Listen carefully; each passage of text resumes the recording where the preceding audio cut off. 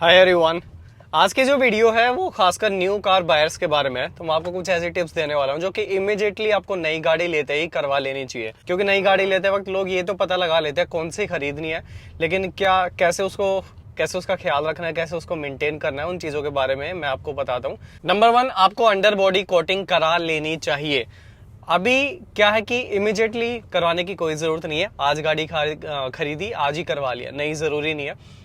खासकर ऐसे एरिया में जहां पे पानी बहुत खराब है, फ्लडेड एरियाज में रहते हो, कोस्टल एरियाज में रहते हो कि पानी मान लो यहाँ पे बहुत ही ज्यादा रहता है, नमी रहती है, फ्लड आती रहती है, बारिश ज्यादा होती है, नमी रहती है, वहां पे अंडर बॉडी कोटिंग करा लेनी चाहिए। यहाँ पे मैं आपको एक दूसरा ओपिनियन ये बताता हूँ। लोग ये कहेंगे कि नई गाड़ी में कराने की जरूरत नहीं है, कंपनी ऑलरेडी एक कोटिंग करके देती है। लेकिन यहाँ पे मेरा एक दूसरा ओपिनियन ये है कि अगर कंपनी कोटिंग, देखो पहली बात तो अंडर बॉडी जो कोटिंग होती है वो ब्लैक कलर की होती है, रबर पेंट जिसको हम बोल देते हैं, ठीक है। कंपनी ऐसा नहीं करके देती है, वो एक व्हाइट कलर का ही जो आपका पेंट होता है वही होता है। बाई चांस चलो आपकी गाड़ी में अंडर बॉडी कोटिंग आ गई, तो आपको नहीं लगता कि जब वो कोटिंग फ्रेश है उसी के ऊपर आपको एक और प्रोटेक्शन लेयर चढ़ा लेनी चाहिए ताकि अंदर वाली वो खराब ना हो।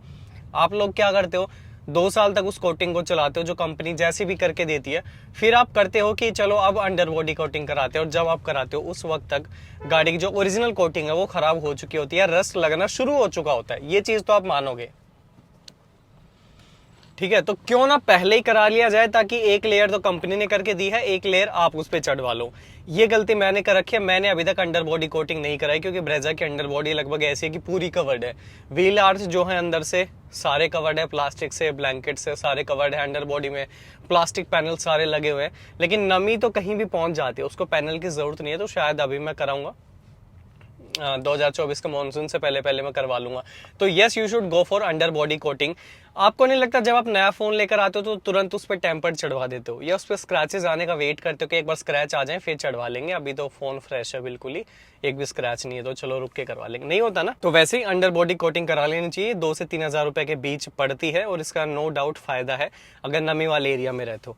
अगली बात, 2 चीजें ऐसे गाड़ी में रखो, एक तो डैश कैमरा, दूसरा एक टायर इन्फ्लेटर। किसी भी कंपनी का ले लो, जो मैं यूज करता हूँ वो मैं बता दूंगा, वो नहीं लेना है मत लो। लेकिन हाँ, एक ऐसा डैश कैमरा जरूर आप गाड़ी के लिए खरीद लो।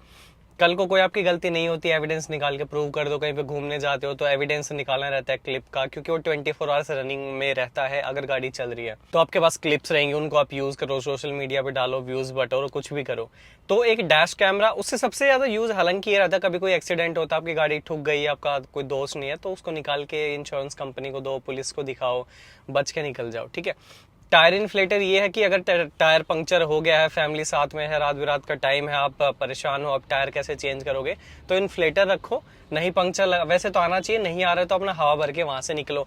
ये 2 चीजें ऐसी हैं। टायर इन्फ्लेटर एक 1500-2000 रुपए का बढ़िया आ जाता है। मैं जो यूज करता हूँ, मैं बर्गमैन का टाइफून सीरीज यूज करता हूँ, हालांकि थोड़ा सा महंगा है, वो 2800-3000 रुपए के आसपास आता है। उसके फीचर्स ऐसे कि डिजिटल है, ऑटो कट वाला फीचर है, आपको कोई जरूरी नहीं है वो लेना चाहते हो तो मैं लिंक शेयर कर दूंगा, बाकी आपकी मर्जी है, कुछ भी ले लो, ठीक है।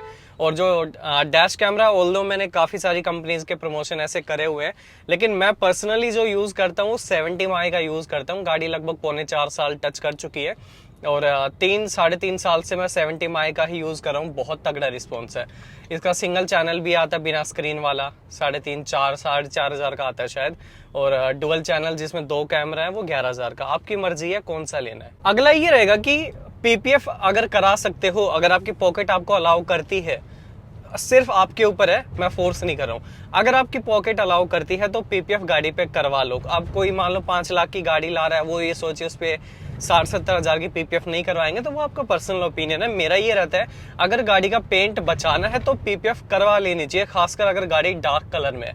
डार्क कलर की गाड़ी एक तो गंदी ज्यादा होती है, फिर दिखती भी ज्यादा है, ठीक है, दिखती ज्यादा है। थोड़ा सा ही अंधेरा रहेगा, मेरे को भी पूरा ब्लैक ब्लैक दिखाई दे रहा है क्योंकि मैं अंडर ब्रिज में आ गया, अंडरपास। तो रुको, इससे निकल के बात करते हैं। हाँ, अभी पीपीएफ का ऐसा है कि मैंने अपनी गाड़ी पे ब्लैक पीपीएफ ग्लोस ब्लैक करवा रखी है।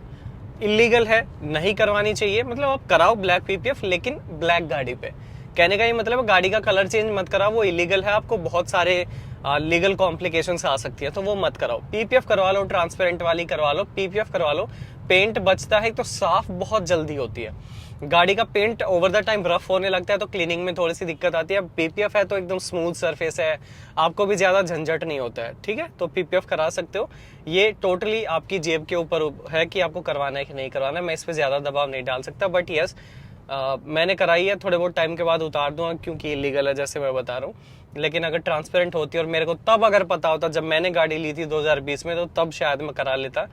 हालांकि तब आदमी थोड़ा टाइट था, तब पता नहीं कराता। लेकिन हाँ, अभी अगर मैं कोई गाड़ी लूंगा तो मैं जरूर पीपीएफ कराऊंगा, अगर मैं कोई गाड़ी लेता हूँ। देखो, अब एक चीज ऐसी है जो कि इमीडिएटली गाड़ी लेने के बाद नहीं, इमीडिएटली गाड़ी लेने से पहले आपको करवानी होती है। उसमें क्या होता है, 2-3 चीजें इंश्योरेंस कवर में होती है, ROI, consumable and engine protection. वो चीजें अगर आप लें तो बहुत ही अच्छा रहेगा आपके लिए। इंजन प्रोटेक्शन में अगर आपकी गाड़ी फ्लडेड एरियाज, मान लो गुड़गांव में पानी भर गया, इंजन गाड़ी का डैमेज हो गया, सीज हो गया, उस केस में कंपनी आपको कवर करेगी। कंज्यूमेबल्स में आपके गाड़ी के मान लो कूलेंट हो गया, लुब्रिकेंट हो गए, या फिर नट बोल्ट, पत्ती, क्लिप्स, ये सारे लगते हैं। और एक आरओआई होता है, रिटर्न ऑन इनवॉइस। इसमें अगर गाड़ी टोटल लॉस हो जाती है, चोरी हो गई, आग लग गई, या फिर मान लो बहुत ही ज्यादा खर्चा हो गया गाड़ी को, तो आपकी गाड़ी का जो एक्स-शोरूम वैल्यू है वो आपको पूरी मिल जाएगी, प्लस आपका रजिस्ट्रेशन चार्जेस और इंश्योरेंस पॉलिसी के पैसे सारे वापस मिल जाते हैं। ये एक नई गाड़ी को शुरू के 5 साल तक मिलता है। तो यस, आपको ये कवर थोड़े से ले लेने चाहिए, ये लॉन्ग टर्म में आपको बहुत फायदा देते हैं। आई विश आपको इन सब की कभी जरूरत ना पड़े, लेकिन देखो टाइम का कुछ नहीं कह सकते, कभी भी जरूरत पड़ सकती है। तो आप ये वाले कवर जरूर ले अपनी गाड़ी खरीदने से पहले। अगली एक चीज, जैसे मैंने बताया कि पीपीएफ का, जैसे मैंने बताया था, वैसे एक फ्लोर लैमिनेशन होती है। अगर आप एक ऐसे इंसान हो कि बहुत गाड़ी की केयर नहीं कर सकते हो कंटिन्यूअसली, कि मान लो डेली की डेली साफ करवाना, और गाड़ी की जो इंटीरियर है उसकी क्लीनिंग आप रेगुलरली नहीं कर पाते हो, या ड्राई क्लीनिंग नहीं करवा पाते हो, then definitely you should go for floor lamination. गाड़ी में एक शीट बिछ जाती है, प्लास्टिक, रेक्सिन, रबर, कुछ भी मान लो, काफी तरीके की आती है। तो ये अगर आप लगवा सकते हो तो लगवा लो। जैसे मैंने अपनी गाड़ी में लगवा ली थी लेने के कुछ महीनों बाद।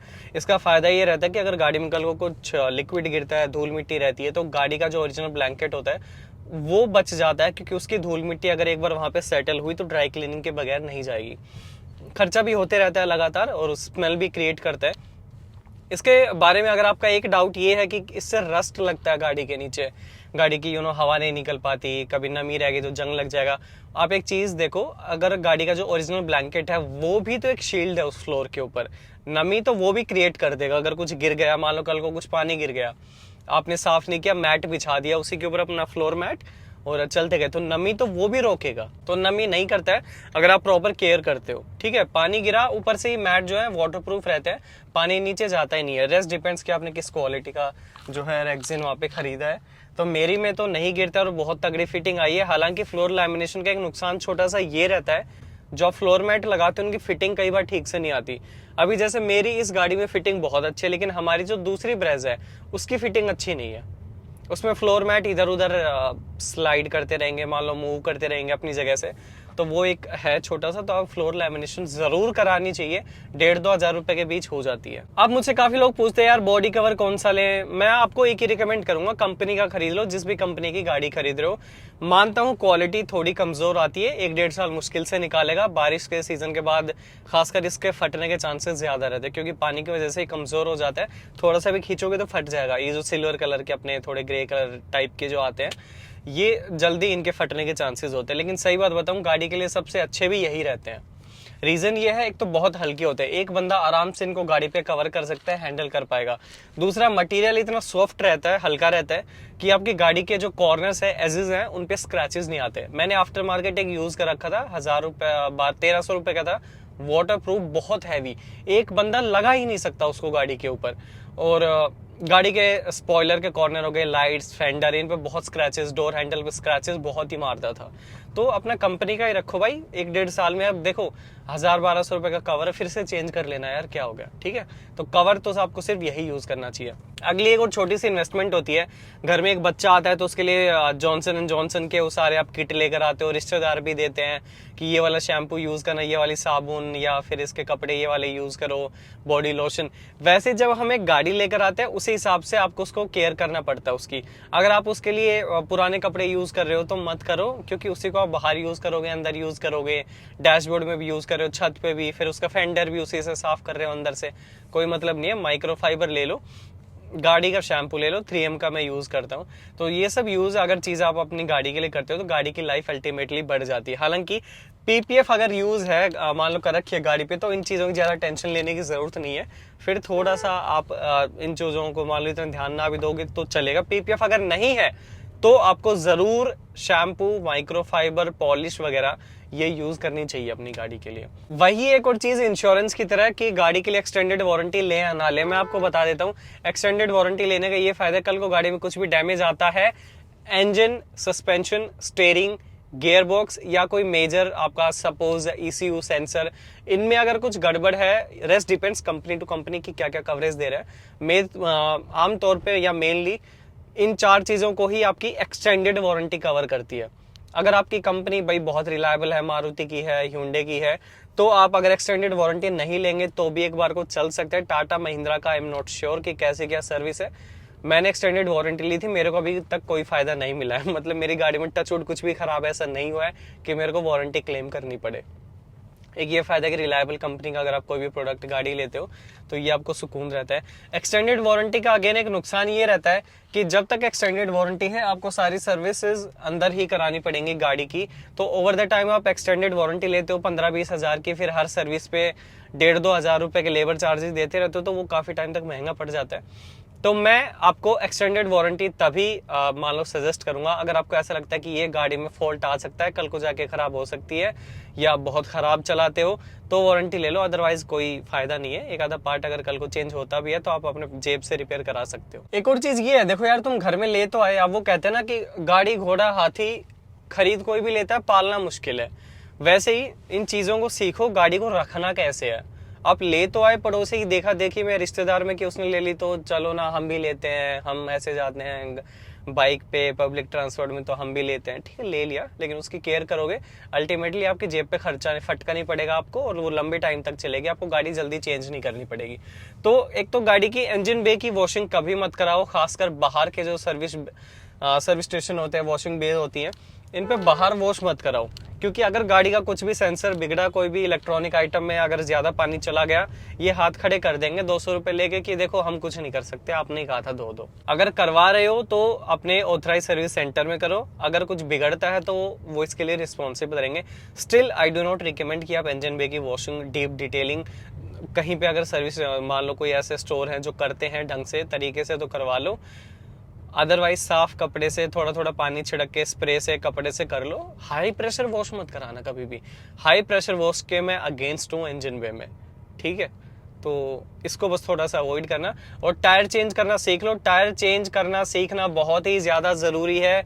इंडिपेंडेंट बनो, किसी पे डिपेंडेंट मत रहो। टायर चेंज करना अगर सीखना है तो मैंने एक वीडियो बनाया था बहुत पहले, 7.5 मिनट में मैंने टायर चेंज किया था, और डोंट वरी वीडियो भी 7.5 मिनट की है। ऐसा नहीं है कि 7 मिनट का बोल के 21 मिनट की वीडियो में आपको समझा रहा हूँ, नहीं, वीडियो भी एग्जैक्ट 7.5 मिनट की है, और 7.5 मिनट में मैंने टायर चेंज किया था। सिंपल नहीं है भाई, मैं बता रहा हूँ। मतलब हाँ, वैसे कुछ ज्यादा ऐसा रॉकेट साइंस नहीं है, कुछ कुछ टेक्निकल चीजें रहती है जो आपको उसमें भी समझनी पड़ेंगी। तो आप इन सब चीजों को देखो। गाड़ी रखो यार, बहुत तमीज से रखो। आप लेकर आए हो, अपने बच्चे की तरह पालो, अपनी हार्ड अर्नड मनी से उस गाड़ी को आप लेकर आए हो, तो उसकी थोड़ी सी रिस्पेक्ट करो। So guys, this was all about this video. I think it was helpful to you. कुछ नई चीजें आपको पता लगेंगी। कुछ देखो, हर बार नई चीजें नहीं आ सकती हैं, घूम फिर के वही चीजें आ जाती है, थोड़ा बताने का तरीका अलग हो जाता है। हो सकता है आपको ये चीजें पहले पता थी, लेकिन धीरे धीरे नई ऑडियंस कनेक्ट हो रही है, तो उनको भी अपडेट करना जरूरी है इस बारे में। तो this was all about this video. Let me know in the comment section what do you think about this video. क्या पॉइंट्स मैंने सही बताए, क्या गलत बताए, और क्या आपके पास कोई नया पॉइंट है जो मैं ऐड कर सकता था, तो वो भी मुझे बताओ। मेरे फ्यूचर के लिए मुझे हेल्प करेगी और मैं लोगों को इसके बारे में अपडेट कर पाऊंगा।